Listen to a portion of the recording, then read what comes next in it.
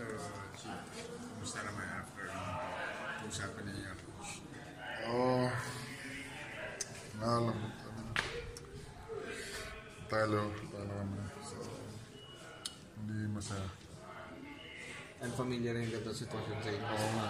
Yung nagsasabi ng coach for start pa lang ng conference pa ng Philippines and nasa basketball. Tapos ngayon, talo kami tatlo na talo ng 2-3 na kami. So, pero hindi pa naman uli lahat. Makakabawi pa kami. Ilan ng 2-3. Tapos, kailangan namin panalo yung mga remaining games namin. Pero alam namin na hindi ganun kadali manalo. Alam mo yun. So, struggle kami. Then, ako nag-struggle ako, especially. So, yun. Kailangan namin makakuha yung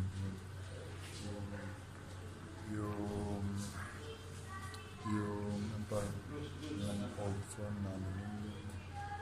Yung dating San Miguel sa Bay, personally, parang nakailang beses dun sa fourth quarter na ikaw yung hinahanap pero umilis. Ano yung... ano yung... So, yun nga. Nag-struggle talaga ako. Yeah, nag-struggle ako. Simula pa nung start ng conference na to. So, and kailangan kong ang tawag nito. Kailangan talagang bumawi. Kasi pag pangit nilaro ko kasi yung ako kasi yung parang ganito niya ng mga teammates ko. So, kailangan ko silang yung